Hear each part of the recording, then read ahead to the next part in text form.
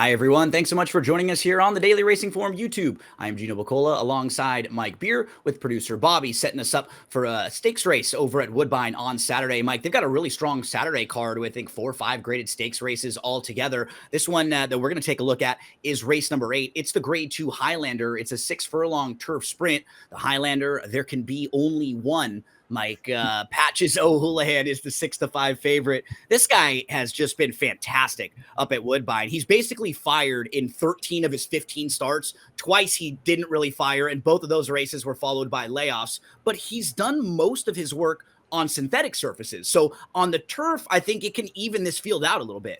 Yeah, I wonder how much of a difference it makes, because that's the real storyline here. He's a real good horse, and he's obviously the best main track sprinter up north of the border here.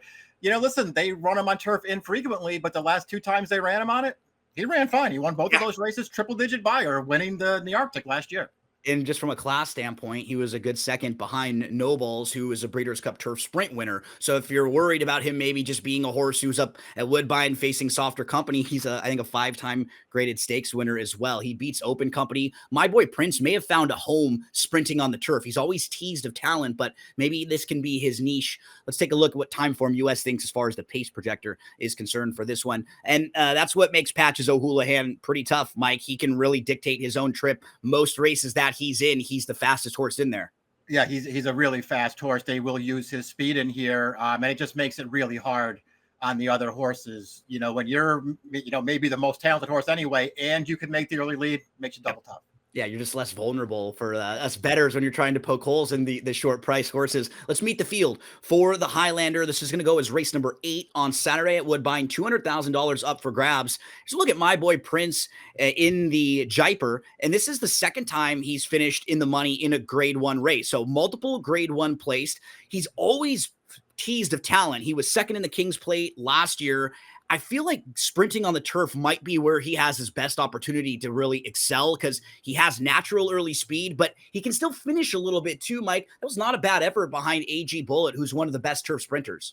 Okay, ran really well last time. I think you hit the nail on the head. It seems like they've found what he really wants to do, which is sprint. And he's run well going longer. You mentioned he was second in the Queen's Plate. He was second in a Grade 1 at a mile as a 2-year-old. But his better races seem like they come going shorter, and they finally turned him back in distance. He was really good winning 2 starts back over this distance at Aqueduct. He ran another good one last time. He's a super dangerous horse for Patches O'Houlihan to have to take on in the spot. Also able to get Lasix racing up at Woodbine. Play Me a Tune, Mike, is a horse you kind of go through the form overall. It's tough to really knock this guy as well. His form sprinting on the synthetic has been absolutely fantastic. And if you put a line through the race going long on the turf, everything in his form really makes sense. It wasn't even that bad of an effort in the Woodbine Mile when he finished 5th that day with a little bit of trouble. And then the other dirt race that doesn't look as great in the Mr. Prospector, I mean, he's behind really nice horses like White of Barrio, Little Vic. He actually defeats Super Chow, who's a really sharp sprinter. So I don't have a whole lot to knock about Play Me a Tune. I think he'll be fine sprinting on the turf in here. And from a class standpoint, I think he's really solid and really proven. Yeah, you're right. I mean, listen, does he have a little bit more to prove maybe than the 2 favorites? I guess he does, because he's so much, more lightly raced. But all of his races are good. He ran Patches O'Houlihan to a neck last year in a really fast race that was on the main track, of course. So I guess the main question is, Gino, is he as good on turf as he is on the all-weather? And we don't know that yet, because the only time they tried it was a Grade 1 going a mile. And this horse is, much like the horse on the rail, he's better sprinting.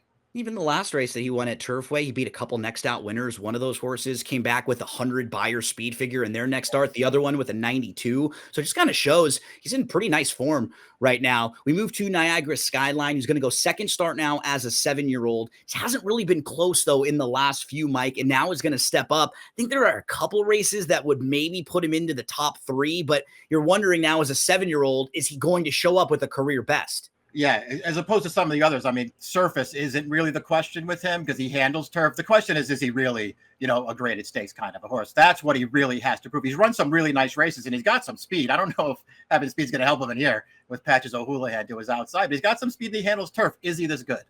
It's Time to Shine is next up, and he's in nice form right now. He was DQ'd from second to third in an optional 50 non-2 last out. But if you're just looking at his speed figures, feels like he's going to have to get a lot faster to compete with Patches O'Houlihan, My Boy Prince, Play Me a Tune. They've all been running way, way faster than what we've seen from It's Time to Shine recently. Yeah, just one of the horses in here it's just pretty hard to make a case for him. I mean, he's never run a race. It's been 14 starts now. He's never run one that's going to beat this field.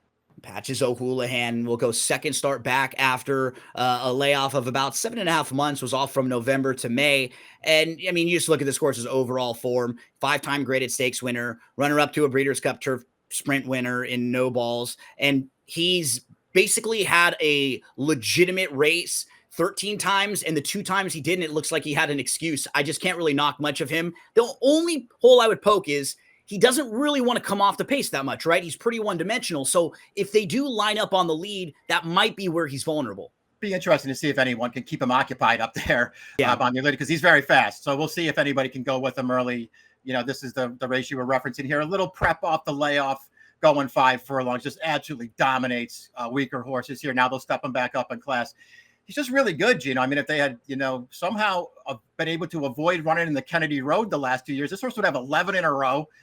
He just never loses, and the turf question has been asked and answered. He handles the turf. Yep.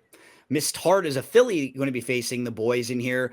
I'm going to make her prove it, though, in this one, Mike. She was 70-1 when she ran down a horse that you and I both liked, Ready to Jam, last time out, who I thought was a winner at a big, big price. She spoils that one for us, but now she's going to face even a tougher group in here if she's in this one, because she's cross-entered in a couple different races on Saturday at Woodbine. Yeah, disgusting loss for Ready to Jam, getting run down by this horse last time. I'm not betting her back. Yep.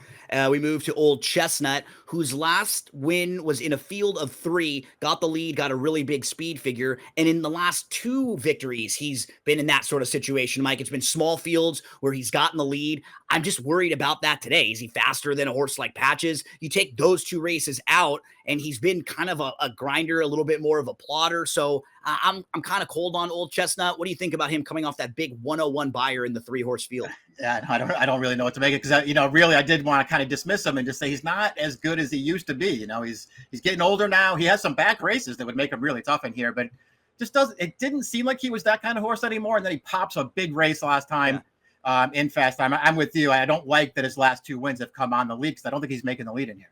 Yeah, he was actually the 3rd choice in that field too, but the 2nd place finisher came back to win next out with a 94 buyer. Yeah. That was also in a small field. Simcoe beat a field of 3 others. Dresden Rowe is pretty talented. He's a multiple graded stakes winner. He's never been out of the top 3, but he'll be making his first start in 6.5 months. And while he's had a little bit of success sprinting, this kind of feels like a starting point for him, just to get one in and then stretch out longer. So I'll be keeping an eye on him for maybe a late running 2nd or 3rd and possibly playing him next time out. That's kind of how I looked at him too. I mean, he's been effective sprinting in the past, so I didn't want to totally dismiss him, but I did kind of feel like coming back in this spot, first off the layoff, sprinting against horses like this, maybe it'll be a little bit too much to ask, and he'll be better off, wherever he turns up after this.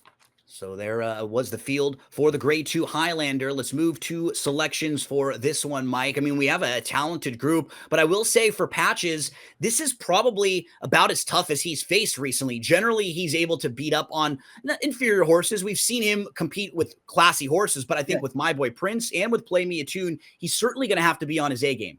Yeah, that's how I looked at it too. I mean, it's not like I'm way against him, but I didn't think this was, necessarily a layup for him, even though I think he's really good. I think your top pick has a real chance to beat him, and it's probably the most likely horse to beat Patches O'Houlihan. And I'm not against My Boy Prince, but I just sort of talked myself into Play Me a Tune. We'll see if he's a turf horse. I think if he handles this surface, I think he's as good as those 2 horses. Mike will get a little more value with Play Me a Tune. I'll look for My Boy Prince, but there could be a version of this race where maybe My Boy Prince it's a little too aggressive early. Him and Patches are going at it, and that's where it sets up for Play Me a Tune. So for Mike, 2157. For me, 1528. Whoever you play, however you play them, we wish you the best of luck on Saturday.